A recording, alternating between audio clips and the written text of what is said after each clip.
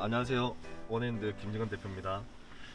오늘 그 EV6 제가 그 판매 차량을 법인 대표님한테 2달 전에 판매를 했었는데 저희 대표님께서 차량을 타시면서 전기차가 너무 생소하다 보니까 타기 너무 불편하셔가지고 도저히 못하겠다 그래가지고 저한테 이 차를 어떻게 처분할 수 없냐 그렇게 의뢰를 하셔가지고 다행히 또 제 주변에 이 차량을 또 원하시는 분들이 있어가지고 그분하고 바로 이렇게 매칭을 해서 처리를 또 깔끔하게 해드렸습니다. 그리고 그 이제 전 차주분한테 이제 양해를 구하고 그 다음에 이 차를 가지고 가시는 분한테 양해를 구해서 제가 이 전기차가 처음이다 보니 한 일주일 정도 한번 체험을 해보고 싶다. 네, 그렇게 해서 일단 양해를 구하고 제가 일주일 정도 이 차량을 타봤고요.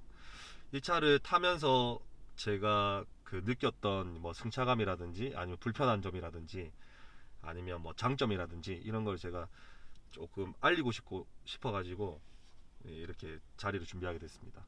다음에 저는 좀 정식으로 그 구독자분들한테 한번 인사를 드리는 걸로 하고 오늘은 간략하게 저희 시승기 한번 보여드리도록 하겠습니다. 일단 출발해 볼게요. 먼저 이렇게 EV6 차량을 타시고 나서 시동을 거는 방법은 쉽습니다. 여기 이제 스타트 버튼 누르셔가지고 이렇게 시동을 거시면 되는데 카드를 넣어주세요. 내연기관 차량하고 가장 큰 차이가 이건 것 같아요. 그러니까 저희 휴대폰처럼 그냥 전원 버튼을 딱 눌렀을 때 바로 쓸 수 있는 그런 느낌. 네, 내연기관 차는 아무래도 이런 구동 시간이 좀 있는 이제 부분이 있는데 전기차는 그런 게 없는 게 조금 장점이자 조금 특이한 것 같아요. 네, 그래서 처음에 탔을 때 조금 이런 게 적응하려고 하면 적응 시간이 필요할 수도 있는데 일단은 상당히 좀 재밌는 부분이더라고요. 그리고 요게 주행을 하실 때 요게 기어는 여기에 준비되어 있어요. 네, 여기서 이제 드라이브 모드로 해서 이렇게 다이얼로 해서 이렇게 하는 게 조금 특이하더라고요. 이런 식으로 후진, 중립, 드라이브. 네, 드라이브 놓고 그냥 바로 출발하시면 돼요. 출발하시면 되고, 그 다음에 제가 이 모드를 지금 여기 계기판에 여기 모드 변경하는 드라이브 모드 변경이 여기 준비되어 있는데 요거를 버튼을 이렇게 누질러서 총 3가지 모드가 있더라고요. 그 다음에 에코 모드, 노멀 모드, 그다음에 스포츠 모드 이런 식으로 해서 제가 모드를 변경하면서 어떤 차이가 있는지 간단하게 또 설명을 드릴 겁니다. 보통 전기차를 타시는 분들 대부분이 에코 모드를 많이 쓰시는 걸로 알고 있어요. 왜 그러냐면 이제 내연기관 차량하고 좀 틀리게 아무래도 이제 전기 충전을 해야 된다는 그런 이제 생각을 계속 하셔야 되는 부분이 있을 거예요. 저도 마찬가지고요. 이게 언제쯤 이제 전기가 배터리가 없어져 가지고 충전을 해야 되는지 그런 부분에 대해서 계속 신경을 쓰게 되더라고요. 그래서 웬만해서는 스포츠 모드를 거의 안 쓰실 거예요. 예. 그래서 에코 모드를 많이 쓰시고, 에코 모드는 일반 저희가 그 뭐 수입차나 국산차는 사실 잘 모르겠어요. 제가 수입차를 좀 전무로 판매를 많이 하다 보니까 수입차 위주로 해서 제가 설명을 드리자면 요 드라이브 모드를 변경하는 부분이 이제 벤츠 같은 경우에는 총 5가지 모드가 있거든요. 근데 에코 모드를 2가지 비교를 해보면 벤츠는 에코 모드를 선택을 했을 때 100km 주행을 하기까지는 별 특이사항이 없어요. 근데 100km가 이제 넘어가게 되면 아무래도 좀 굼 뜬다는 느낌, 차가 잘 나가지 않는다는 느낌, 이런 느낌이 확실하게 들거든요. 근데 지금 이제 전기차 EV6 같은 경우에는 그런 느낌이 좀 덜 하더라고요. 그러니까 평소에 저희가 노멀 모드, 컴포트 모드처럼 타시는 것처럼 그런 느낌이에요. 그래서 에코 모드를 하더라도 평상시에 이게 고객님들께서 주행하실 때 크게 어려움이 없지 않나, 그렇게 한번 생각해 봅니다. 본격적으로 한번 주행해 보겠습니다.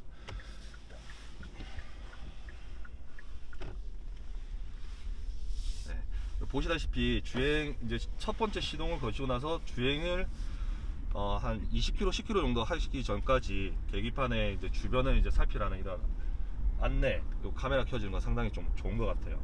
네, 예전에 벤츠에도 이런 부분이 있어가지고 상당히 제가 판매를 할 때 많이 어필을 했던 부분이고, 그 다음에 여기 지금 계기판 보시다시피 요 자율주행이 돼요, 이 차가. 그래서 주변에 이제 차량들이 만약에 이렇게 인식이 되게 되면 여기 표시를 또 해주더라고요. 그리고 사각지대 어시스트라든지 그 다음에 뭐 주의 어시스트 등등 요게 이제 옵션이 좀 추가되어 있는 모델이에요. 그거는 나중에 저희 직원들이 따로 이제 리뷰를 할 겁니다. 그거 참고하셔가지고 하시면 될 것 같고요.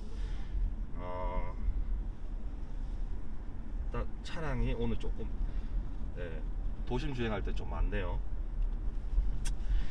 그 다음에 나머지는 상당히 좋습니다. 편의상도 좋고요. 그 다음에 안전사양도 저희 벤츠 못지않게, 그리고 뭐 아우디나 BMW 못지않게 상당히 잘 갖춰져 있어요. 그러면 실예로 뭐 예를 들어서 저희가 이제 깜빡이를 놓고 우회전이나 좌회전 아니면 차선을 변경할 때 옆에 차라든지, 물체는 잘 모르겠어요. 아직 테스트 안 해봤는데 차가 있게 되면 첫 번째는 이제 표시를 해줘요. 여기 뭐 약간 느낌표로 해서 경고를 해주죠. 근데 그걸 무시하고 들어간다 그러면 소리가 납니다. 그것도 무시하고 들어가게 되면 급브레이크를 잡아주더라고요.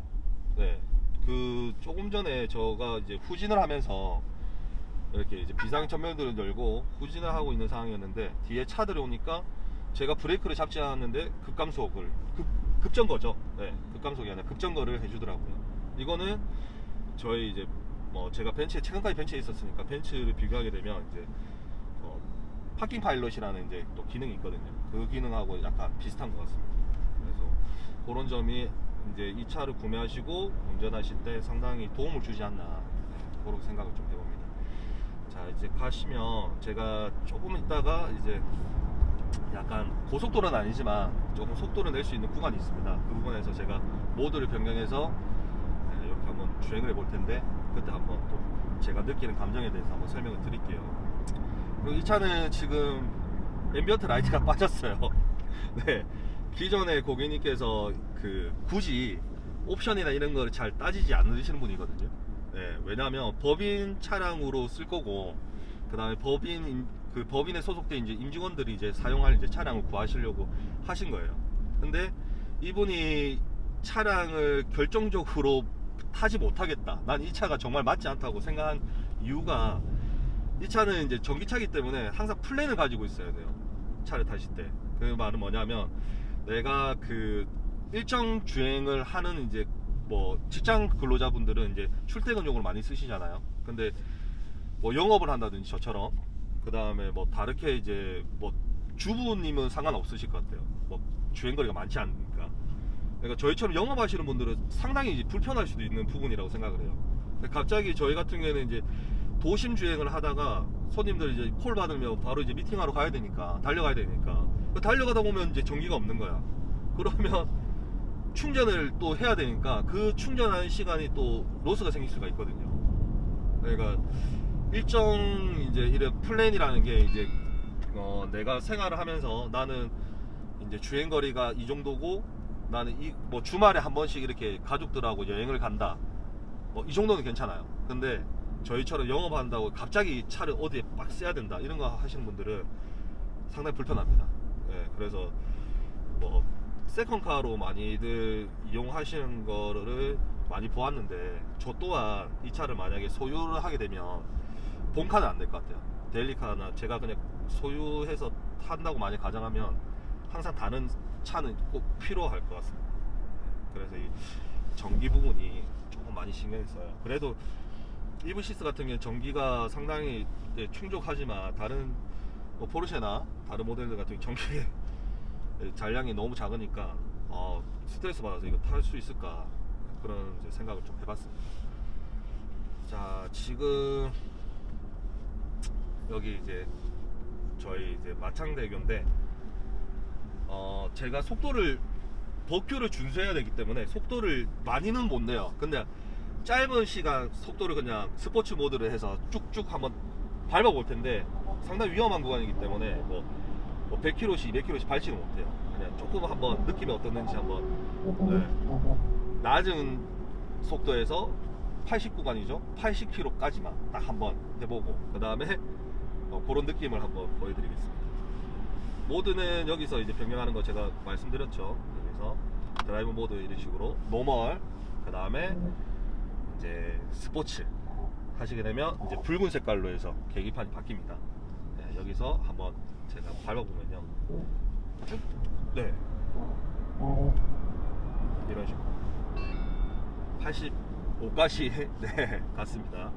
그 다음에 또 이렇게 네, 상당히 네, 좋아요. 네, 90이 넘어갔네요. 네, 여기까지. 속도를 조금 즐기시는 분이라고 하면 이 EV6의 전기 파워를 느끼시면 상당히 만족해 하실 거라고 판단됩니다.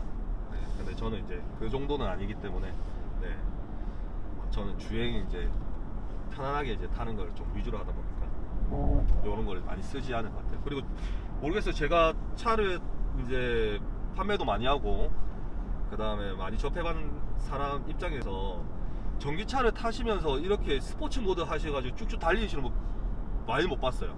특히 고속도로나 이런 데서. 왜냐하면 이 전기 잔량을 항상 생각해야 되기 때문에 예, 웬만하신 분들 뭐 모르겠어요. 뭐 나는 서울에서 뭐 아니 저희 반대죠. 부산에서 서울까지 가는데 중간에서 뭐 충전 한번 할 거라는 생각하고 예, 쭉 밟아버리면 모르겠는데 그런 게 아니라고 하면 굳이 전기차를 타면서 그렇게까지 스포츠를 즐기는 분은 몇이나 될까? 네, 그렇게 한번 의문 또 한번 들더라고요. 그리고 제가 그 또 한 가지 이제 좀 타면서 느꼈던 점은 이 차선 유지 어시스트라는 기능인데 이거 제가 지금 근데 설명드리는 요 그 언어들 있죠. 이거는 여러 브랜드가 그냥 같이 믹스해서 쓰는 거예요. 그러니까 EV6에서 차선 어시스트라고 안 할 수도 있어요. 근데 저는 말씀드렸다시피 수입차를 많이 팔다 보니까 뭐 벤츠나 그다음 아우디 같은 경우는 차선 유지 어시스트라고 표현하거든요. 예, 뭐 차선을 이제 유지하면 어시스트. 요거는 나중에 저희 직원들이 다시 한 번 더 말씀드리겠지만 일단 이렇게 보시다시피 초록색깔 불 떴죠. 네, 이러면 이제 차선을 차량이 읽었다는 거예요. 네, 지금은 없어졌죠. 차선을 못 읽고 있다는 거죠. 네, 이거는 여러 가지 뭐 사항에 따라서 차가 인식하고 못하고 부분이 있는데 이제 고객님들께서 주의하셔야 될 게 이거예요. 이 차선 유지 어시스트가 초록색깔 불이 딱 떴다 그러면 차량이 이제 차선을 읽고 있다는 거기 때문에 그럴 때는 주의를 하셔야 돼요. 이게 보조 장치이긴 한데 그러니까 차선은 이제 저희가 점선이나 실선이 있잖아요. 실선 같은 게 이제 중앙선이라고 이제 점선은 이제 저희 깜빡이 놓고 이제 추월을 할 수 있는데 차선 변경을 하면 되는데 그 변경을 하실 때 보통 저도 잘 안 그래요. 깜빡이 잘 안 넣거든요. 지방 촌놈이다 보니까 이제 깜빡이를 근데 안 놓고 만약에 차선 유지 어시스트가 활성화되어 있는 상태에서 넘어갔다 그러면 진동이 와요. 그거는 괜찮아. 그런데 제가 이제 이렇게 가다가 갑자기 이제 차선을 이제 넘어갔다 그러면 중앙선일 경우에는 다시 이걸 유지를 시키려는 기능이 있어요. 예, 다시 안으로 넣어버려요. 차선 안으로. 예, 그런 게 주행을 하다 갑자기 들어오버리니까 내가 생각지 못한 거예요. 내가 방어 장치가 없는 거예요. 근데 가다가 이게 지금 넘어갔어. 그럼 이게 차선 안으로 넣어버려요.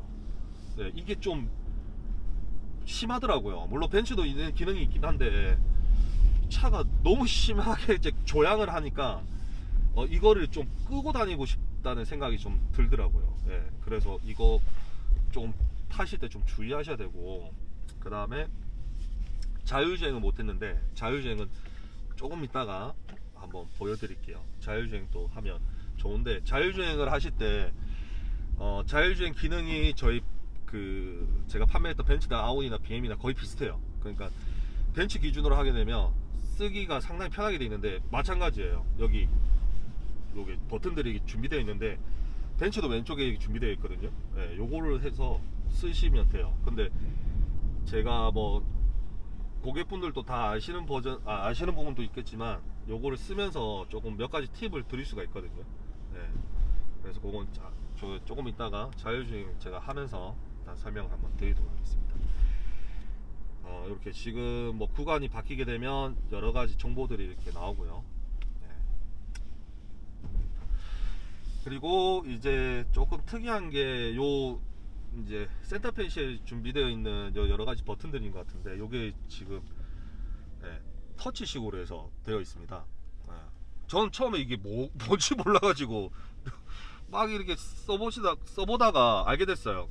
그러니까 요거는 이제 공조기 뭐 이렇게 바람 세기나 여러 가지 뭐 에어컨이나 이런 게 있긴 한데, 이제 전기차 이 EV6에서 요 히터 요거 조금 특이해요. 네.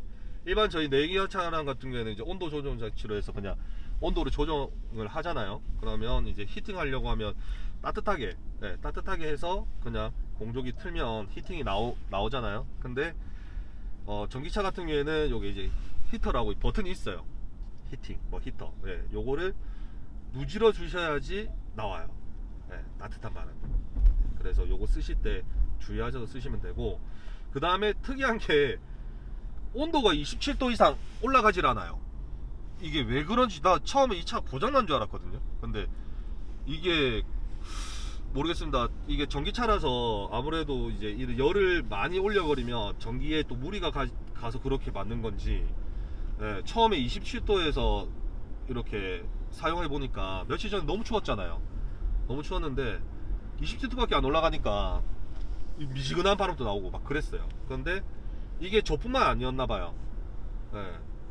저희 이쪽에 고객님한테 메시지가 왔어요. 기아자동차에서 이거가 조금 이제 업데이트를 하게 되면 업데이트를 해야 된다라는 메시지가 왔는데, 그 업데이트가 보통 저희 이제 일반 차량 같은 게 서비스센터 들어가야 되지 않습니까? 근데 이게 뭐 EV6라서 그런지 아니면 요즘 나온 기아 자동차는 모든가 그런지 잘 모르겠는데, 요게 커맨더에서 안내 메시지가 떠요. 업데이트 하시겠냐고. 그래서 하시겠다고 하시게 되면 한 10분가량 업데이트를 합니다. 그리고 업데이트를 하고 나니까 차에서 따뜻한 바람이 나오기 시작했어요. 이게 만약에 손님이 저희 손님께서, 저희 대표님께서 이런 걸 별로 신경 안 쓰셔 분이라서 저한테 컴플레인을 걸지 않은 것 같은데, 만약에 차 출고하고 나서 이거를 만약에 확인하셔서 야 김 대표 이거 왜 따신 바람 안 나와 이렇게 하셨으면 제가 거기에 대한 답변은 아마 못 드렸을 거예요. 왜 안 나오지? 이런 걸 뭐 잘 몰랐으니까. 근데 요번에 이제 경험해 보면서 요런 게 좀 있었다. 그래서 요번 업데이트 하면서 따신 바람이 잘 나옵니다. 당연히 온도는 27도 이상 안 돼요. 쿨링은 안 써봐서 모르겠습니다. 나중에 써보고 나서 뭐 말씀드리면 될 것 같은데, 당연히 뭐 쿨링은 잘 되겠죠. 히터는 이렇게 쓰시면 되는데, 저희 그 직원분이 이거 차 같이 이렇게 또 동승해서 시승하면서 느꼈던 부분이나 여러 가지 부분 이야기하면서 발견한 게 있어요. 이게 바로 이제 배터리죠. 배터리가 이거를 이제 온도 장치를 이게 사용하게 되면 확 줄어버려요. 특히 히터를. 요거 옆에 제가 타서 한번 보여드릴게요. 타서가 아니라 주차해서 보여드릴게요. 자, 이게 이제 그 온도 장치인데, 여기 전원 버튼이에요. 여기 전원을 끄게 되면 꺼져요. 그런데 보셨어요? 지금 요거 크로징 좀 해주실래요? 지금 요거 454km죠. 이거를 제가 공조기를 한번 켜볼게요. 어때요? 384km로 떨어졌습니다. 뭐죠? 한 번 더 해볼게요. 요거를 버튼을 누질러서 454km예요. 분명 454km거든요. 그런데 공조기를 사용하면 확 떨어집니다. 고객님들 이거 주의하셔야 됩니다. 이거 뭐 차량이 문제 있는 게 그런 게 아닌 것 같고요.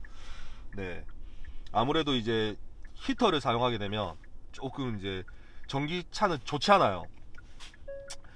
여기서 이제 간단하게 설명드리면, 전기차는 사실 이제 추운 지방에 계신 분들한테는 별로 좋지 않습니다. 이 배터리라는 게 날씨 영향을 좀 많이 받는다고 하더라고요. 그래서 저희 나라는 사계절이 뚜렷하지 않습니까? 그래서 뭐 여름철이나 이런 데는 뭐 별 지장 없이 타실 수 있는데, 겨울철 되면 배터리 양이 확 줄어들어요. 고장난 거 아니에요. 원래 배터리가 그렇대요. 그래서 그거 겨울철에 이제 운전하실 때는 이런 부분, 특히 히터 누지시고 스포츠 모드 하시고 주행하시게 되면 아마 200km도 안 나오지 않을까. 좀 밟게 되면. 그래 가다가 또 급속 충전하셔야 되고 그런 부분이 있으니까 그거 좀 주의하셔서 타시면 될 것 같습니다. 그리고 요거 아까 전 설명드리다가 좀 멈췄는데, 히터를 누르셔서 온도를 이렇게 하셔야지 따뜻한 바람이 나온다는 거 좀 참고하시면 될 것 같고요. 요 위에 싱크 버튼이 있습니다. 싱크 버튼 요거 뭐냐면 요거 따로 이렇게 온도 조정하는 거예요. 네, 여기 싱크 버튼 수입차하고 똑같아요. 이렇게 온도 조정하면 되고, 그 다음에 드라이브 온리라고 있습니다. 드라이브 온리 뭐 저쪽에만 그냥 제 중심으로, 제가 드라이버잖아요 지금, 제 중심으로 해서 이제 온도를 하는 건데, 사실 필요 없는 것 같아요. 이거 뭐 이거나 뭐 싱크나 뭐 똑같은데, 이거 일단 만들어놔서 뭐 한번 원터치해서 그냥 쓰라는 이제 그런 배려인 것 같은데 필요 없는 것 같습니다. 여기 보시면 이제 공조기 버튼 누르시면 바뀌죠. 네, 요게 처음에 이게 제가 뭣도 모르고 누질러 가지고 이게 바뀌어 가지고 상당히 좀 곤욕을 치렀었는데, 여기가 이제 한 번 누르면 공조기, 한 번 더 누르면 이제 바뀌어요. 뭐 지도라든지 내비게이션이라든지 즐겨찾기라든지 여러 가지, 라디오라든지 미디어라든지 이렇게 쓰시면 될 것 같습니다. 근데 뭐 이렇게 쓸 필요 없죠. 왜냐면 여기 터치 다 되니까. 네, 이런 식으로 터치가 다 되니까 이렇게 쓰시면 되는데, 이렇게 또 마련해 놓으니까 뭐 작은 이제 기아 자동차 작은 배려인 것 같습니다. 그리고 여기 이제 쿨링, 그 다음에 히팅, 그 다음에 핸드 이제 따뜻하게 히팅, 뭐 이거 손따라고 많이들 하시는데, 손을 따뜻하게 해주는 히팅 기능도 여기 다 준비되어 있고요. 그 다음에 저는 이제 키가 좀 큰 편이에요. 키가 186에 몸무게는 100kg가 넘거든요. 거구거든요. 그런데 제가 차석했을 때 여러분들은 화면상 어떻게 보일지 모르겠지만 상당히 널찍하니 좋아요. 예. 특히 제가 이제 수입차를 계속 판매를 했다고 했지 않습니까? 수입차 레그룸 자체가 상당히 좁습니다. 예, 좁은데 이 EV6는 상당히 널찍하니, 저한테 딱 안성맞춤인 이제 그런 레그룸을 가지고 있네요. 뭐 뒷좌석도 상당히 넓더라고요. 그리고 뒷좌석이 요게 좀 조정이 또 되고 하니까 이걸 뭐 기어에 맞게 또 쓰시면 좋을 것 같습니다. 그렇고, 그 다음에 요 이제 센터페시아에 있는 요 부분도 뭐 그렇게 불편한 건 없어요. 요게 근데 밑에 하부에 보시면 나중에 제가 뭐 여기 거기서는 안 보이죠. 밑에 보시면 여기 빈 공간이 있는데, 여기에 뭐 지갑이라든지 이런 거를 줘보실래? 이렇게 보시면 지갑이라든지 뭐 물건들 이렇게 간단하게 넣을 수 있는 곳이 준비 잘 되어 있습니다. 이거 그거 한가, 기스 간 거 아니에요? 이거 스티커예요. 스티커인데 기스 간 거 전혀 아닙니다. 이렇게 쓰시면 되고요. 그 다음에 여기 이제 보시면 또 뭐 여러 가지 버튼들 마련되어 있죠. 주행 이제 주차할 때 주차 보조 장치나, 그 다음에 오토홀드 기능도 다 되어 있네요. 그 다음에 여기에 제가 지금 휴대폰을 요번에 새로 바꿨습니다. 폴드로 바꿨는데, 폴드라서 그런지 모르겠는데 여기 지금 무선 충전하는 게 무지하게 빠릅니다. 네, 요거 충전 다 되면 초록색깔 불이 딱 떠요. 충전이 덜 되면 이제 주황색깔 불이 뜨는데 충전 속도가 정말 빨라요. 제가 아이폰도 있습니다. 아이폰도 있는데 충전 속도가 너무 빨라요. 그래서 굳이 그 충전기를 따로 구매하셔가지고 쓰실 필요는 없을 것 같아요. 요거 그냥 있으면 딱 여기 그냥 올려놓으면 되는데, 당연히 케이스는 지갑형 케이스 이런 거 안 되더라고요. 케이스 이런 거 주의하셔가지고 쓰시면 될 것 같습니다. 그 다음에 그 나중에 이제 주유가 아니라 충전하는 거, 그 다음에 뭐 각종 이제 이 차에 대한 옵션, 이제 그 EV6에 대한 라인업이 있겠죠. 라인업이나 이런 거에 대해서 저희 직원들이 이제 설명을 좀 드릴 거고요. 일단 구매 방식이나 이런 부분은 고객님 이제 그 라이프에 따라서 다 틀려요. 그러니까 요즘에 저도 이제 그 본업이 원래 그 수입차 판매 영업사원이었는데, 이번에 제가 금융 에이전트를 저희가 설립해서 진행을 함에 있어서 가장 손님들한테 많이 이제 질문 받는 게 그거예요. 최저가, 뭐 프로모션 어떠냐, 뭐 할인 어떠냐, 이런 거 말씀도 많이 하시는데, 물론 제가 현직에 일할 때도 마찬가지였어요. 벤츠를 구매하러 오셨는데 차량에 대한 이제 이런 설명보다는 이제 프로모션 이런 거에 대해서 많이 궁금해하시는 분들이 많았거든요. 제가 12년 동안 근무를 하고 여러 가지 부분에 대해서 손님들 얼마나 많이 제가 만나봤겠습니까? 그리고 판매도 많이 했고요. 네, 그러면서 제가 느꼈던 거는 최저가는 없어요. 최저가는 없지만 고객님 개인마다 사는 방식이 다 틀리고 내 사항이 다 틀리기 때문에 그 사항에 맞게끔 금융이 따로 이렇게 되어 있어요. 잘 이렇게 보시면 그런 부분만 상담만 좀 이렇게 원활하게 잘 받으시게 되면 사실 뭐 최저가 뭐 모르겠어요. 뭐 영업사원 이렇게 처음 만나가지고 그 영업사원 처음 보는 사람한테 가서 할인 뭐 50만원 해달라 100만원 해달라 물론 큰 금액이죠. 근데 그렇게 말하면 그 사람도 해줄 수 있는 부분에 대해서 해주겠지만 자기가 못하는 부분이 있거든요. 당연히 수당인 걸 자기가 이제 영업을 해서 받는 부분에 대해서 이렇게 떼주는 거기 때문에. 근데 이제 거기에 대해서 소비자분들이 이제 야, 딴 데 가면 뭐 할인 이만큼 더 해준다는데 막 이렇게 이야기를 하시는데 모르겠어요. 이제 그렇게 해가지고 자기가 이 차를 구매를 하면 정말 남들보다 진짜 많은 혜택을 받은 걸까요? 네. 요즘에 저는 그런 생각을 많이 하거든요. 네. 저희도 이제 유튜브에 뭐 여러 가지 프로모션에 이런 거에 대해서 안내를 드리지만 그런 프로모션도 고객님들마다 다 틀린 거예요. 금융을 쓰고 안 쓰고 그 다음에 어떤 금융을 이용하고 어떻게 뭐 설계를 했느냐, 그리고 남들은 뭐 리스가 좋다는데 남들은 리스가 비싸다는데 이렇게 이야기하시는 게 다 틀린 거예요. 그러니까 그런 거를 이제 좀 상담을 받으시고 좀 이렇게 구매를 하시면 상당히 좋은데, 그런 거를 이제 매장에 가서 이제 매장 가시게 되면 이제 자동차 영업사원이잖아요. 저도 마찬가지였고 영업사원인데, 영업사원은 자동차에 대한 이제 이런 전문가입니다. 설명이나 이 차에 대해서 고객님 이제 니즈 파악을 해서 고객님 이제 뭐 예를 들어서 나는 이제 그 뭐 가족들이 많은 사람이다. 그러면 이제 거기에 대한 이제 그 뭐 SUV를 추천을 한다든지 아니면 뭐 세단을 추천하든지 그런 이제 도움을 주는 이제 분이 영업사원이에요. 근데 금융 상담사는 아니에요. 그리고 제가 알기로는 대한민국에서 뭐 은행에 가셔가지고 그 자동차 금융 상담을, 그러니까 내가 맞는 금융을 이렇게 안내를 해주세요 하는 곳은 없는 걸로 알고 있어요. 그래서 제가 이 사업을 한 것도 한 이유도 이제 그런 거예요. 차량을 요즘에는 유튜브나 아니면 뭐 카다로그나 여러 가지 이제 매개체를 통해 가지고 이렇게 다 아시잖아요. 근데 거기에 대해서 이제 내게 맞는 이제 상담이 필요한 부분을 이렇게 설계해주고 상담하는 곳이 거의 없더라고요. 그래서 이제 제가 이런 부분이 저희가 회사를 차려서 하고 있으니까 궁금한 거는 따로 연락을 또 주시면 감사하겠습니다. 일단 오늘은 제가 일주일밖에 차량을 타지 않아서 좀 이렇게 전문가적인 모습을 보여드려야 되는데 그런 게 아니라 이제 제가 이제 소비자, 그러니까 제가 이 차량을 구매를 했을 때 이 차에 대한 이제 승차감이라든지 이제 사용하실 때 어떤 점이 불편한지에 대해서 일단 리뷰를 해봤고요. 다음에 또 기회가 된다고 하면 또 다른 차량을 좀 더 요목조목 이제 조목조목 뜯어가지고 이제 뭐 좀 디테일한 그런 이제 상담을 영상을 찍을 수 있으면 좋을 것 같습니다. 일단 여기까지 하겠습니다.